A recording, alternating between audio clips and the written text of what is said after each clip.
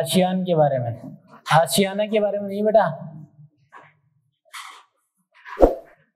ASEAN के बारे में पढ़ेंगे। आप लोगों ने नाम इसका सुना होगा पहले, सुना कि नहीं? कितने लोग ऐसे हैं जिन्होंने नाम नहीं सुना कि पहली बार सुन रहे हैं? सुना होगा आप लोगों ने पहले तो आखिर आसियान क्या है क्या ये, क्या भला है इसके बारे में जान नहीं है क्या ये, तो ये पता होना चाहिए आखिर आसियान है क्या। दूसरा पढ़ लेंगे इसकी स्थापना कब हुई, स्थापना के बारे में पढ़ लेंगे, और साथ ही साथ सदस्यों के बारे में पढ़ लेंगे कि कौन कौन से सदस्य रहे, ये भी पढ़ लेंगे। रहे सदस्य या वर्तमान में कौन सदस्य हैं सब देख लेंगे, भूतकाल और वर्तमान, और भविष्य की संभावना ये भी देखेंगे, ऐसा नहीं है।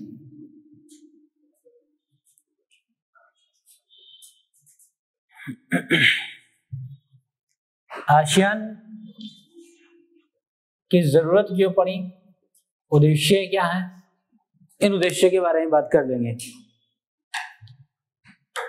और फिर थोड़ा सा जो है भारत के साथ जोड़ के देखेंगे कि भारत और आसियान के कैसे संबंध रहे, उसको भी देख लेंगे।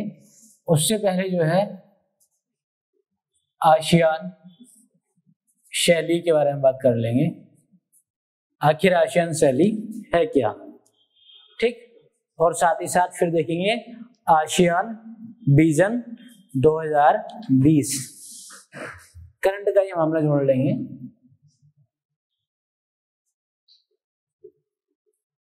आसियान विजन 2020 है क्या चीज, और फिर भारत के साथ संबंधों की भी बात कर लेंगे कि आसियान जो है इसके साथ भारत के कैसे संबंध है, इसकी भी बात कर लेंगे।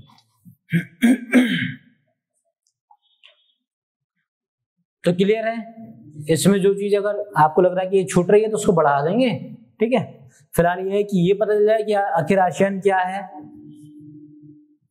इसकी स्थापना, सदस्य पहले कितने थे जब स्थापना हुई उस समय कितने थे, वर्तमान में कितने सदस्य हैं, उद्देश्य क्या है, आखिर क्या उद्देश्य है इसके आसियान का, आसियान शैली करंट अफेयर में आ जाएगा, आसियान विजन 2020 क्या है उसकी बात कर लेंगे। और साथ ही फिर जब इतना पढ़ रहे हैं तो ये भी देख लेंगे कि भारत के साथ आसियान के कैसे संबंध हैं, समझे।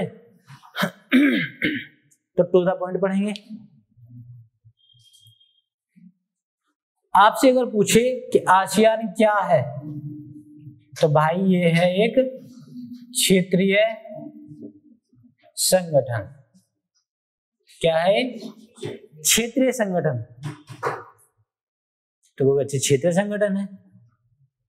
तो भाई क्षेत्रीय संगठन जब आ गया तो ये भी तो सवाल उठता है कि आखिर फिर इसकी क्यों आवश्यकता पड़ी।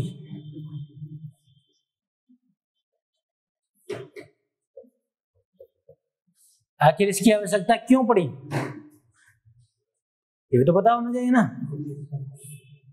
तो दोस्तों ये है कि जो पहली बात तो यही पता हो कि इसकी फुल फॉर्म क्या है, तो उस फुल फॉर्म से ही थोड़ा क्लियर भी हो जाता है। तो सबसे पहले आवश्यकता क्यों पड़ी ये जानने से पहले इस आसियान की फुल फॉर्म जान लेंगे, ठीक है।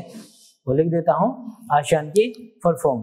तो association of south east Asia Nations, ठीक है।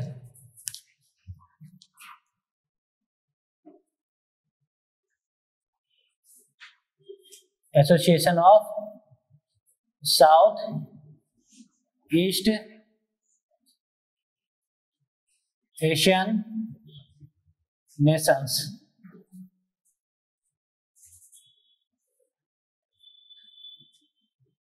और दक्षिण पूर्व एशियाई देशों का संगठन, ठीक है। दक्षिण पूर्व एशियाई देशों या राष्ट्र का संघ, हिंदी में भी आप लिख सकते हो। तो दक्षिण पूर्व एशियाई देशों का संघ, ठीक है, या राष्ट्र संघ, आप कुछ भी लिख सकते हैं। तो नाम से पता चल रहा है कौन से देशों का है, वो दक्षिण पूर्व एशिया के देशों का है, ठीक है। अब बात कर लें कि आखिर क्षेत्रीय संगठन है तो इसकी आवश्यकता क्यों पड़ी। भाई जो दक्षिण पूर्व के जो सदस्य देश इसमें शामिल रहे उनमें क्या था, आपसी मतभेद। आप भी देख रहे हैं कि जैसे जो पड़ोसी होगा तो पड़ोसी के साथ खटपट चलती ही रहती है, आपसी मतभेद, लड़ाई झगड़े, वर्चस्व की लड़ाई। तो ऐसे में क्या है कि कम से कम जो क्षेत्रीय स्थिरता बनी रहे, क्षेत्रीय स्थिरता मतलब युद्ध वगैरह की स्थिति ना हो, सहयोग की बात की गई। वो किससे की गई, वो क्षेत्रीय संगठन के माध्यम से, मतलब आसियान के माध्यम से, ठीक है। तो जरूरत इसलिए तो पड़ेगी कम से कम जो दक्षिण पूर्वी एशियाई के देश है इनमें क्या हो, शांति का माहौल हो, इनमें क्या हो, शांति कायम हो, इसलिए इसकी जरूरत पड़ी, ठीक है। स्थापना की बात कर लें, फिर सबको साथ मिला के एक साथ भी स्टडी कर लेंगे। तो स्थापना की बात करें तो वर्ष 1967 में 8 अगस्त 1967 में क्या हुआ, स्थापना हुई। 1967 में स्थापना हुई। स्थापना के समय जो इसके सदस्यों की संख्या रही वो 5 थी। कल भी बताया था मैंने, फिर से बता रहे हैं, जैसे इंडोनेशिया, मलेशिया, सिंगापुर, फिलीपींस और थाईलैंड। तो लिख लेंगे चाहे इसमें तो इंडोनेशिया,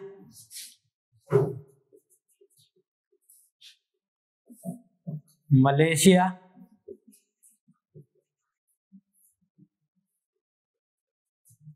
फिलीपींस,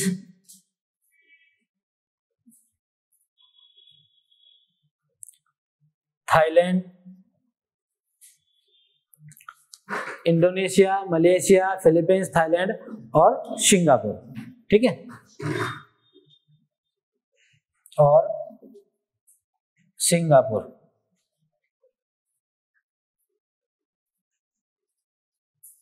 स्थापना के समय ये 5 राष्ट्र आसियान के सदस्य रहे, आसियान के सदस्य रहे। मुख्यालय की अगर बात करें, आसियान का मुख्यालय कहाँ है, तो आप इसी में लिख सकते हैं, वो इंडोनेशिया, ठीक है, इंडोनेशिया।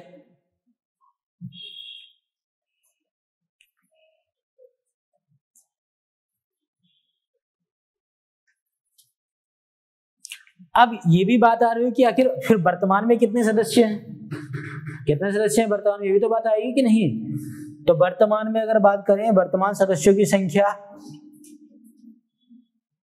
वर्तमान में कितने हैं, वो 10 सदस्य हैं, ठीक है। वर्तमान में वो 10 सदस्य हैं। भाई इंडोनेशिया रहा, इंडोनेशिया, थाईलैंड, मलेशिया भी था, वियतनाम नहीं था तो वियतनाम को भी ऐड कर लीजिए, यहां लिख देते हैं ना 6 नंबर, वो वियतनाम, ठीक है। म्यांमार को भी लिखो, म्यांमार हो गया, ठीक है। और लाओस,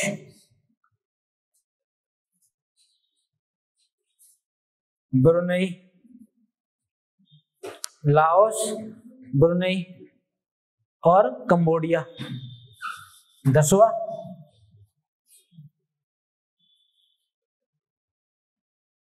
कंबोडिया। तो वर्तमान में कितने सदस्य हैं, वो 10 सदस्य हैं।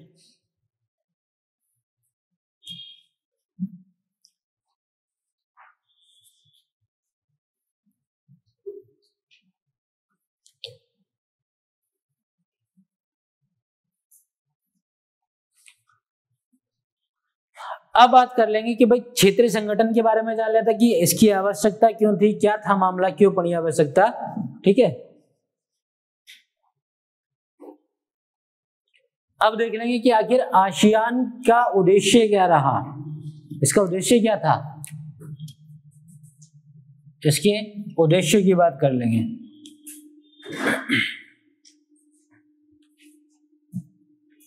तो क्षेत्रीय शांति एवं स्थिरता को प्रोत्साहित करना, क्या रहा वो, क्षेत्रीय शांति एवं स्थिरता को प्रोत्साहित करना।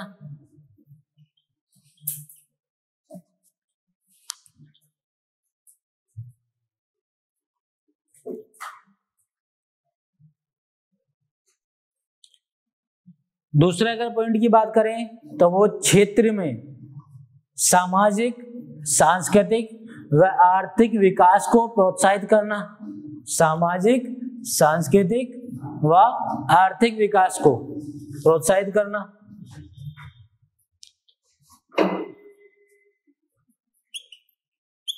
सामाजिक, सांस्कृतिक व आर्थिक विकास को प्रोत्साहित करना।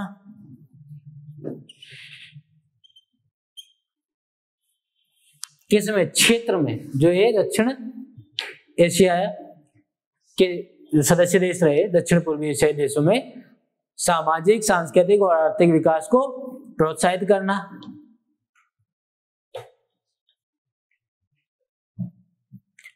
इतना ही नहीं, अगर इन सदस्य देशों के आपस में कई हित सध रहे हैं, किसी क्षेत्र को लेकर के या किसी भी विषय को लेकर के आपस में अगर हित सध रहे हैं, तो उसमें आपसी परस्पर से उस मामले को सुलझा लेना या सहयोग की भावना को बढ़ावा देना।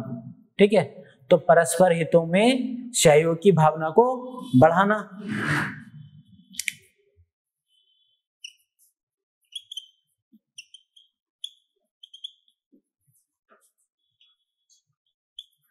सहयोग की भावना को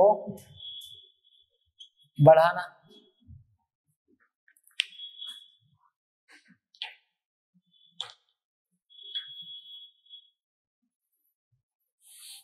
अब भाई ये बात भी जरूरी होनी चाहिए कि ऐसा नहीं है कि भाई जैसे जैसे आधुनिकीकरण आ रहा तो ये लोग भी पीछे रहेंगे।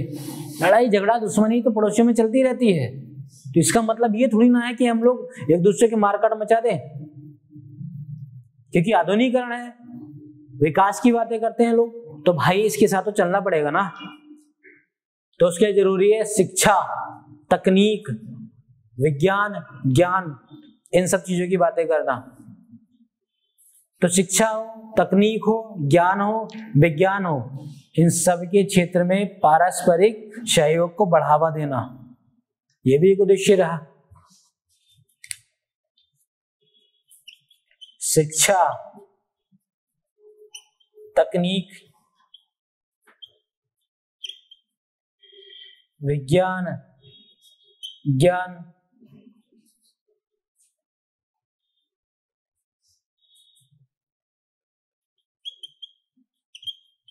ज्ञान विज्ञान के क्षेत्र में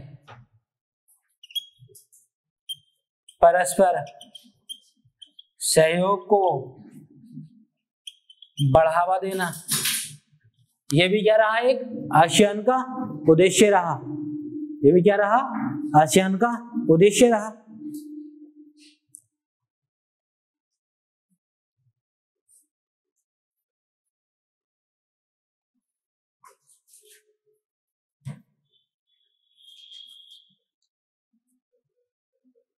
तो इन सब उद्देश्यों को देख के लग रहा हो कि हाँ यार, ये तो जो है कम से कम सब लोग मिलकर के एक नई अवधारणा को लाने वाले हैं। इनके उद्देश्य को देख के तो ये लग रहा है कि सब लोग मिलकर के क्या है, दुश्मनी को भूल करके एक नई अवधारणा को लाने वाले हैं। और वो क्यों लग रहा है? क्योंकि क्षेत्रीय संगठन की अगर बात करें तो इसकी आवश्यकता इसलिए पड़ती है क्योंकि अपने अपने क्षेत्र में चलने वाली दुश्मनियों को भूलकर, अपने अपने क्षेत्र में चलने वाली दुश्मनी को भूल करके नई एक दिशा देना, या साथ ही साथ जो कमजोरी है, जो राष्ट्र की कमजोरी है, उन कमजोरियों को दूर करना। और इतना ही नहीं, जो उनके रास्ते में कठिनाई आएंगी उन कठिनाइयों पर मिलजुल कर समाधान ढूंढना, ये होता है क्षेत्रीय संगठन का उद्देश्य। तो अब ये क्षेत्रीय संगठन ही क्या है? वो आसियान क्षेत्रीय संगठन है। अब आसियान के उद्देश्य में साफ साफ दिख रहे हैं वो क्षेत्रीय संगठन के एलिमेंट्स, यही तो है। इसका मतलब क्या है कि दुश्मनी को बुला रहे हैं, अच्छी बात नहीं तो, और वो मैसेज दिख भी रहा है, ठीक है। और दरअसल इसके उद्देश्यों में भी एक मुख्य उद्देश्य आ जाता है, मुख्य उद्देश्य आता है। और मुख्य उद्देश्य को बहुत शॉर्ट फॉर्म में लिख दूंगा, दरअसल वो साम्यवाद के प्रसार को रोकना, साम्यवाद के प्रसार को रोकना। दरअसल इन देशों के आसपास जो सबसे बड़ा साम्यवादी देश नजर आता है वो चीन है। तो चीन की नीति को तो लोग जान गए थे कि बस ये तो हम आपस में झगड़ा कराने वाला है और अपने हित साधने वाला है। इसलिए इन्होंने देखा कि यार साम्यवादी जो विचारधारा, इस विचारधारा से ही दूर रहना बेहतर है। तो चीन से दूर रहे हमेशा। इन सब चीज के लिए ये आसियान का उद्देश्य रहा, मुख्य उद्देश्य, कि कम से कम जो है साम्यवादी के प्रसार को रोकना।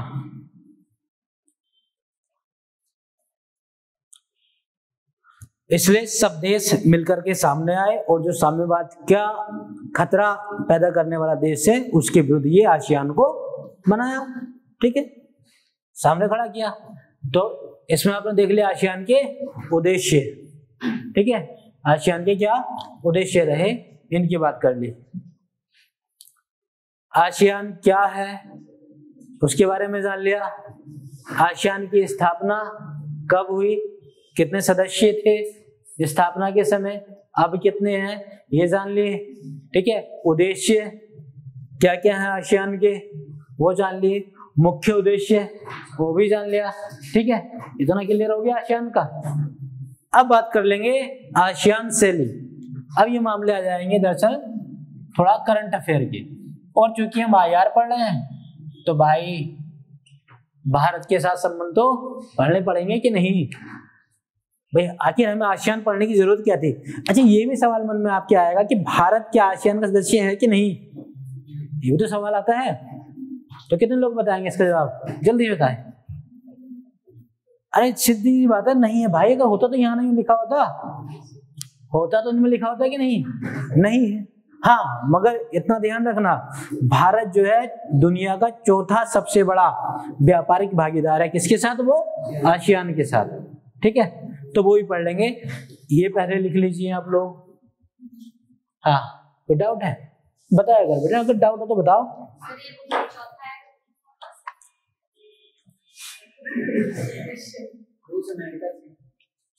तो ये हुआ क्लियर कि नहीं है?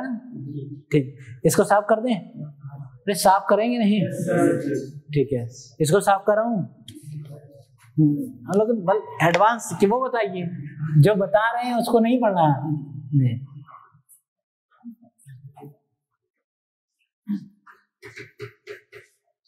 तो कितने लोग जानते हैं आसियान शैली के बारे में?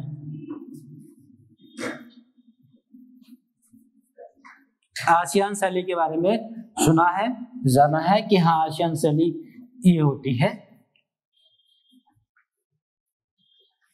ये लोग, ये आपने लिख लिया था ना बेटा, अलग से नहीं लिखाऊंगा, समझ रहे। और अभी कॉपी चेक कर लें तब बताऊंगा कि आप लोगों ने लिखा कि नहीं। अभी करूंगा बेटा, कोई दिक्कत नहीं। तो बात करेंगे हम आसियान शैली की, ठीक है। आसियान शैली की बात कर लेंगे।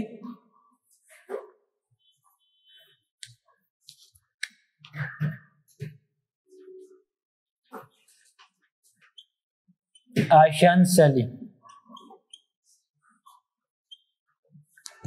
दरअसल स्टार्टिंग से पढ़ते आ रहे हैं कि वो क्षेत्रीय संगठन से जब शुरुआत हुई, जिसमें देखा गया कि जिन देशों में आपस में क्या था, दुश्मनी रही, ठीक है, जब आपस में दुश्मनी रही, इस दुश्मनी को भूल करके एक नई राह में काम करना, नई दिशा में काम करना, ठीक है, इसका मतलब क्या है, वो फिर विकास की ओर बढ़ने की बात कर रहे हैं, दुश्मनी को भूल करके। और ये कर दिखाया आसियान के सभी सदस्य देशों ने, आसियान के सभी सदस्य देशों ने दुनिया के सामने एक नई मिसाल पेश की।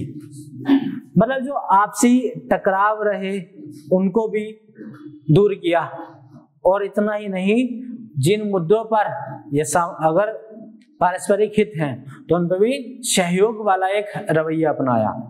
कहने का मतलब यह है कि वो अनौपचारिक हो चाहे सहयोगात्मक हो, और टकराव रहित मेल मिलाप किया इन्होंने, ठीक है, अनौपचारिक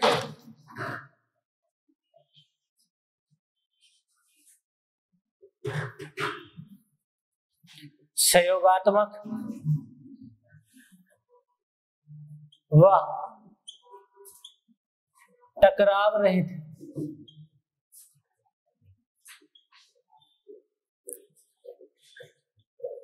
मेल मिलाप करके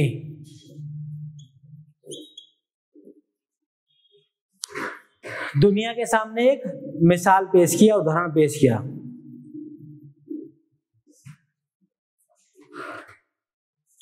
विश्व के सामने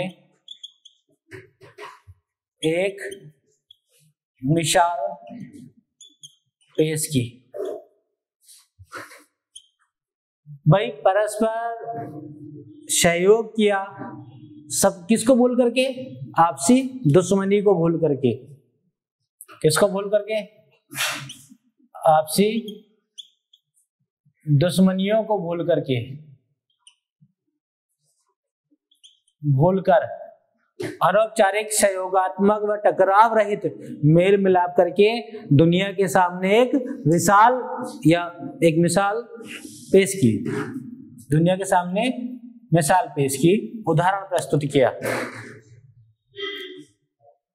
हाँ, विशाल नहीं मिसाल, ठीक है, मिसाल पेश की।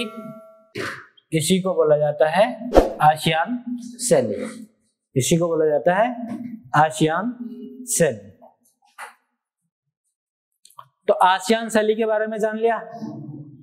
आपसे अगर पूछ ले कि आसियान शैली क्या है तो तब क्या बताएंगे, तो थोड़ा सा बैकग्राउंड में चले जाएंगे। दरअसल जो आसियान के सदस्य हैं इनमें आपसी दुश्मनी थी, और इस दुश्मनी को भूल करके दरकिनार रख करके आसियान के सदस्य देशों ने अनौपचारिक और सहयोगात्मक व टकराव रहित मेल मिलाप करके दुनिया के सामने एक अच्छी मिसाल पेश की। इसी को बोला जाता है आसियान शैली। क्लियर हुआ भाई नहीं के? ठीक है, इसके बाद क्या था हमारा आसियान विजन 2020, तो उसको भी देख लेंगे।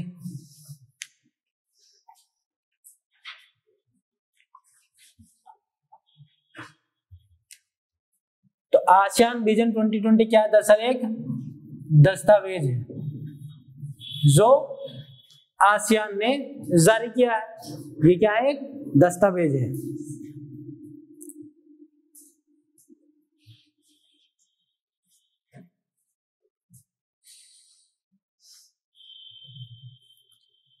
मेन चीज ये है कि इस दस्तावेज में जो विशेष जोर दिया गया है, विशेष बल दिया गया है, वो उस बात पे दिया गया है कि जो आसियान के सदस्य देश हैं वो टकराव, आपसी टकराव को छोड़ करके, ठीक है, किसको? टकराव को छोड़कर बातचीत पर विश्वास रखते हैं। किस पर? बातचीत पर, कि बातचीत के द्वारा समाधान पर विश्वास रखते हैं। ये इस दस्तावेज में बोला गया। तो स्पष्ट कर दिया कि हम कोई ना तो सैन्य संगठन है भाई, और ना ही हम किसी से युद्ध करना चाह रहे हैं, और ना ही हमारा ऐसा कोई उद्देश्य है। हमारा उद्देश्य तो ये है कि जो हमारे आसियान देश के सदस्य हैं, इन सभी में परस्पर मित्रता को बढ़ावा देना, सहयोग को बढ़ावा देना, टकराव रहित मेल मिलाप करना, और साथ ही साथ अनौपचारिक मुद्दों पर भी वार्ता करना। ठीक है, तो इन्होंने क्या किया कि भाई टकराव को तो हम अपनी पॉलिसी में नहीं लाएंगे, इस दस्तावेज में दिया गया, और स्पष्ट कर दिया कि बातचीत के द्वारा किसी मुद्दे का समाधान निकाला जा सकता है। तो आसियान 2020 के बारे में स्पष्ट हो गया, नहीं हुआ? क्लियर हुआ कि नहीं? ठीक, अब देख लेंगे आखिर भारत के साथ संबंध। तो इसको साफ कर दें।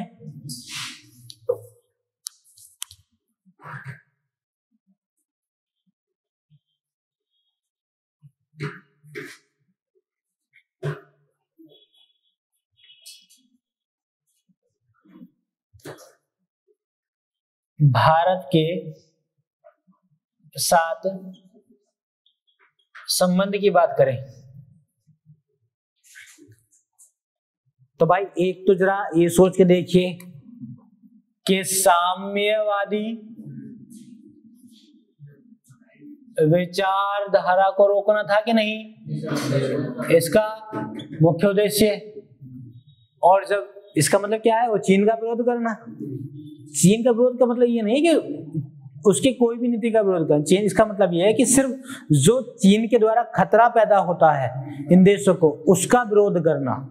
ठीक है, तो इसका मतलब क्या है, इससे भारत खुश होगा या नाराज हो जाएगा, या उसके संबंध अच्छे होंगे बेकार होंगे? अच्छे हो जाएंगे। आसियान देशों के साथ संबंध कैसे हो जाएंगे? बेहतर हो जाएंगे। ठीक है, तो एक तो चीज ये रही कि हाँ चलो साम्यवादी विचारधारा को ये लोग, ये राष्ट्र जो है सब मिलकर के चीन के खतरे के विरुद्ध इसको बनाया, इसका निर्माण किया गया। तो ऐसे में क्या है, भारत के संबंध इनसे बेहतर ही होंगे। और दूसरी चीज ये है, जब आप देखते हो कि उत्पाद की अगर बात करें या बाजार की बात करें, उत्पाद, व्यापार, बाजार की बात करें, तो जो दक्षिण पूर्वी एशियाई देश है जैसे इंडोनेशिया, मलेशिया, जो भी ये सदस्य देश रहे, इन देशों में आपने देखा होगा जो यहाँ के खिलौने रहे, टॉय खिलौने, आपने देखा मेड इन थाईलैंड। ठीक है, चाइना पाइना का तो एक बाद में यहाँ पे स्कोप रहा जी। Thailand, Brunei, Philippines, Singapore, Malaysia, इन सब जगहों के छोटे छोटे क्या रहे बाजार, मेलों वाले, मेलों के खिलौने। ये आपको अब मेले कहाँ लगते हैं? भारत में ज्यादा। ठीक है, गुजर को पकड़ना है तो मेला लगाना पड़ेगा कि नहीं? तो भाई इसलिए भारत के पास क्या था, एक अच्छा मार्केट भी रहा। ठीक है, तो आसियान देशों के साथ ये भी रहा कि भाई नीड थी तो ठीक है, और सस्ते में मिल जा रहा था, कोई महंगा भी नहीं था, सस्ते में मिल जा रहा था। तो मेलों में इनकी क्या थी, खूब आवश्यकता रही। ठीक है, मतलब इससे क्या है, भारत के पास सस्ते दामों में आ भी रहा था और इससे मुनाफा भी कमाया जा रहा था। इसका मतलब ये नहीं कि मतलब वो तो वही बात हुई कि भारत में मेला लगना तो यहाँ के लोगों का खर्च हुआ। जी, राष्ट्र हित में ये भी चीज देखी जाती है कि यार कम से कम संबंध तो बेहतर हो जाए, कम से कम संबंध तो बेहतर हो जाए। इसलिए भारत जो है चौथा बड़ा व्यापारिक भागीदार है, किसका? आसियान का। भारत क्या है, ये चौथा बड़ा व्यापारिक भागीदार है, किसका? आसियान का।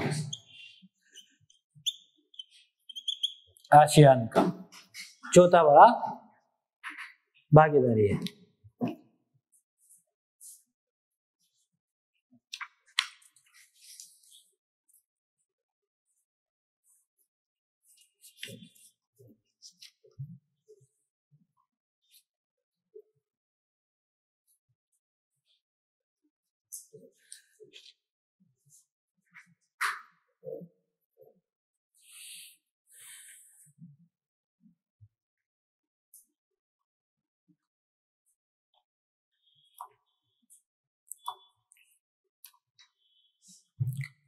अब आप देखोगे वर्ष 1991 में वो क्या हुआ, यूएसएसआर का विघटन हो गया।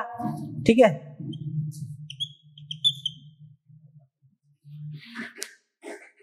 ऐसे में जो कभी भारत का मित्र रहा करता था यूएसएसआर, भारत के साथ हमेशा रहा, अब इसका विघटन हो गया तो भारत ने अपनी पॉलिसी को चेंज कर दिया।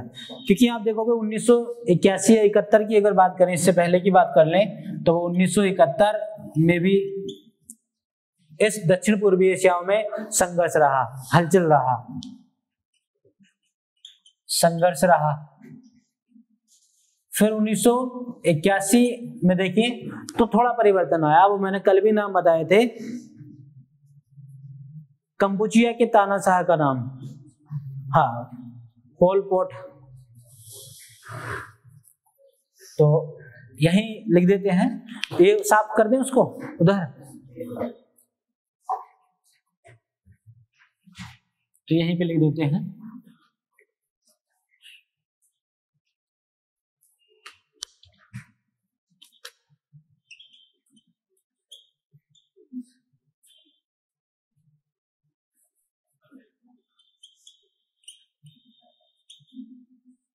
कंबोडिया के वो तानाशाह रहे,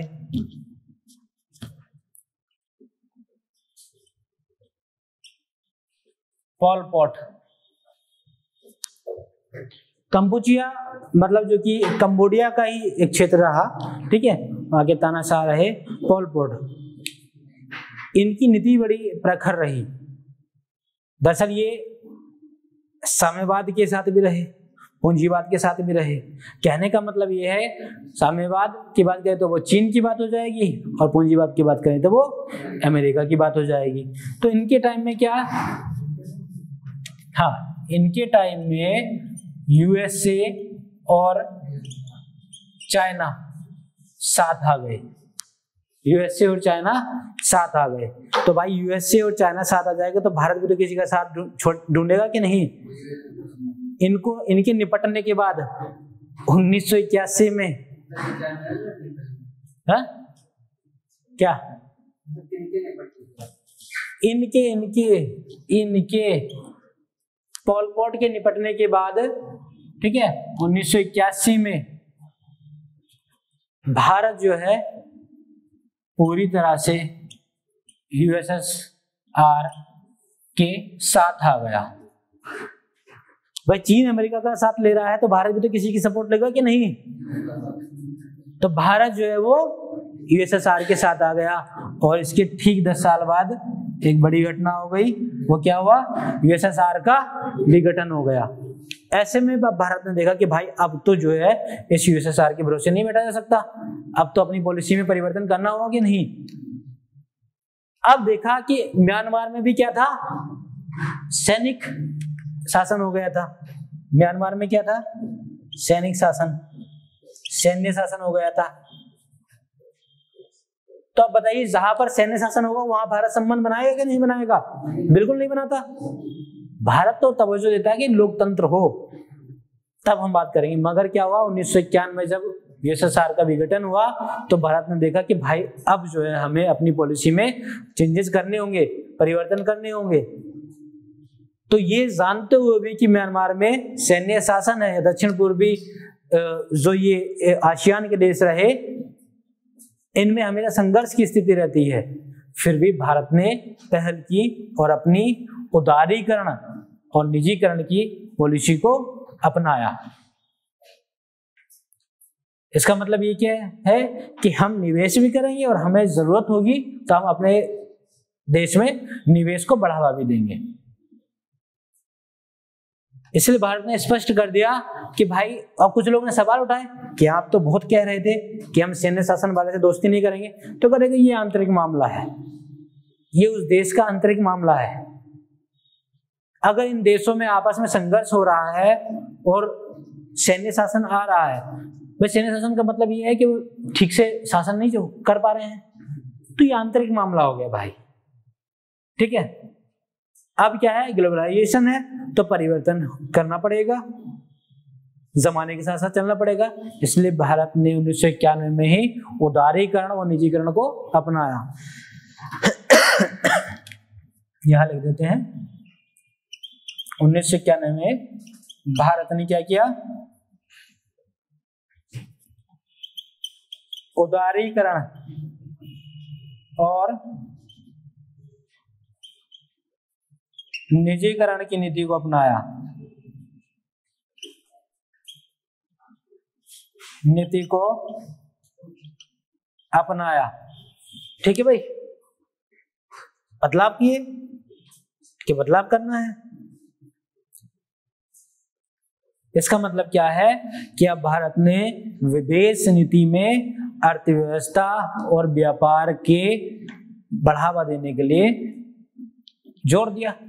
इसका मतलब यही तो है कि भारत ने अब विदेश नीति में सिर्फ ये नहीं कि हम लोकतंत्र को आगे रखेंगे कि जिस देश में लोकतंत्र होगा या हमारे जैसा राजनीतिक ढांचा, प्रशासनिक ढांचा होगा उसी देश से हम मिलेंगे, नहीं। अब भारत ने अपनी विदेश नीति में अर्थव्यवस्था और व्यापार को प्रभावी बनाया। लिख लो इसको। इसका मतलब क्या हुआ, भारत ने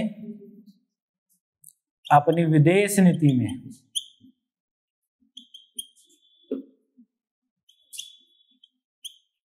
अर्थव्यवस्था और व्यापार को प्रभावी बनाया।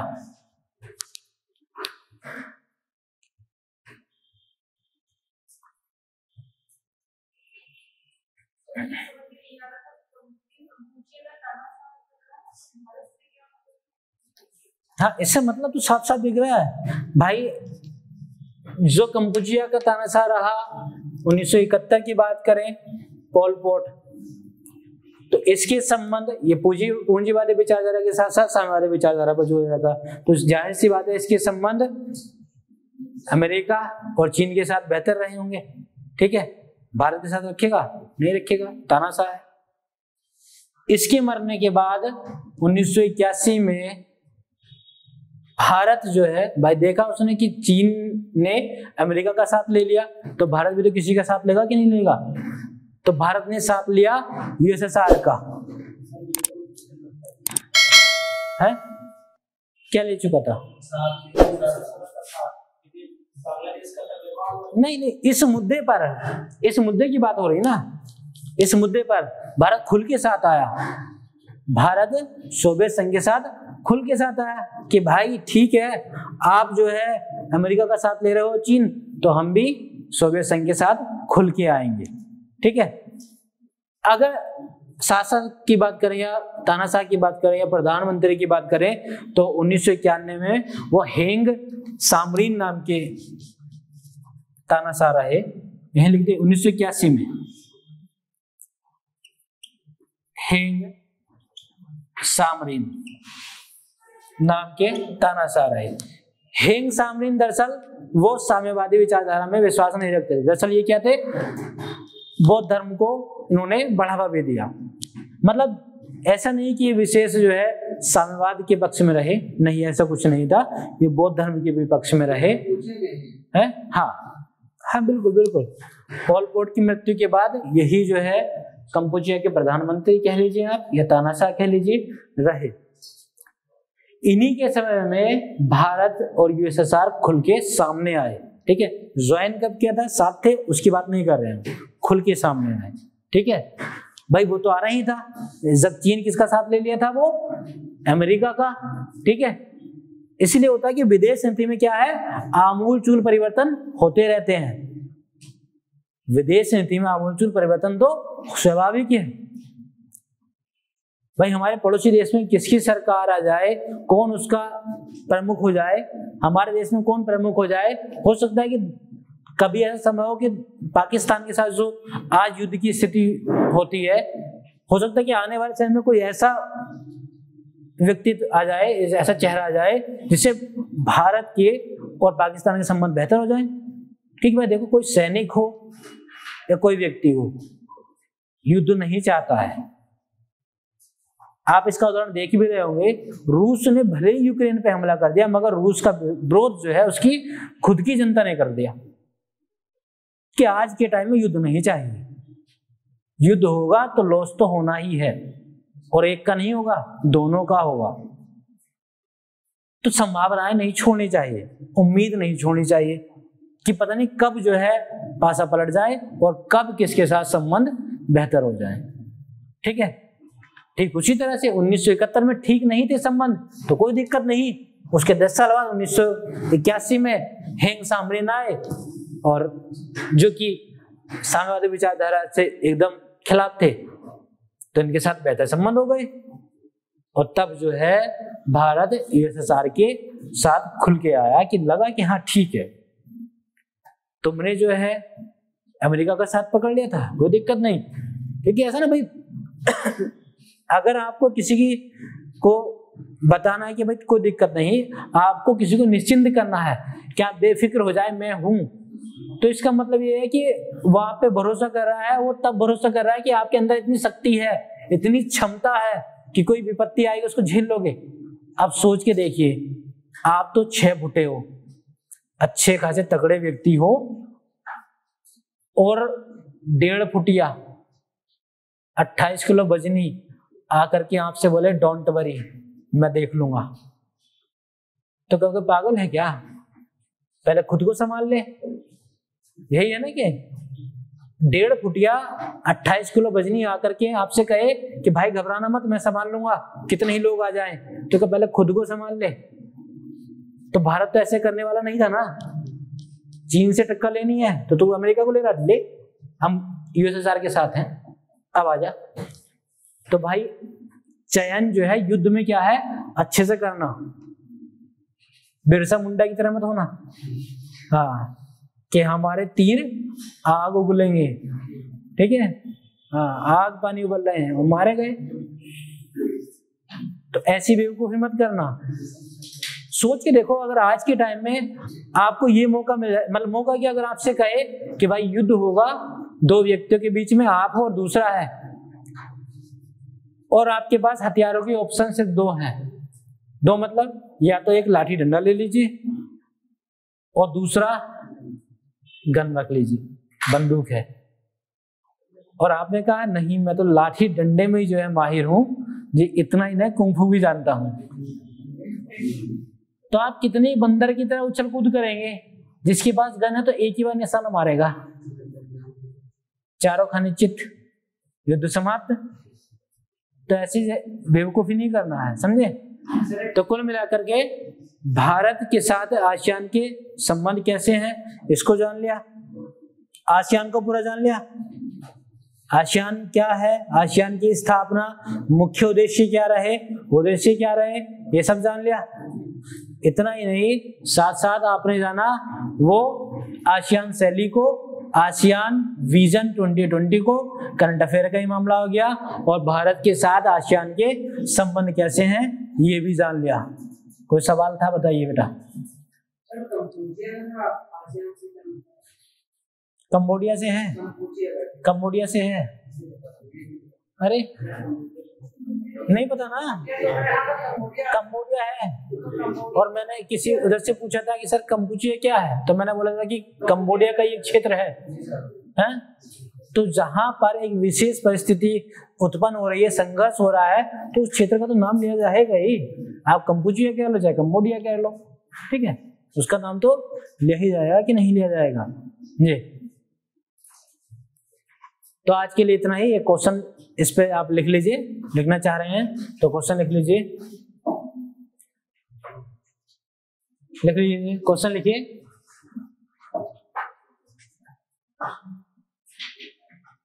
दक्षिण पूर्वी एशियाई देशों का, दक्षिण पूर्वी एशियाई देशों का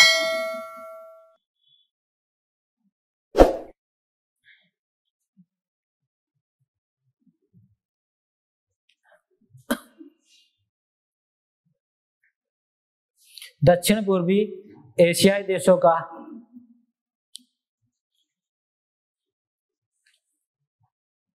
संकट मोचन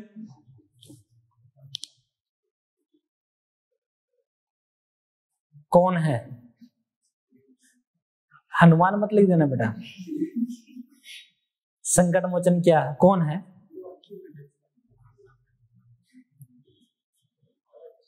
भारत के साथ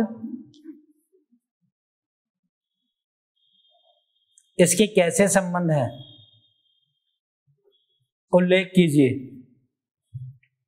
भारत के साथ इसके कैसे संबंध है, उल्लेख कीजिए।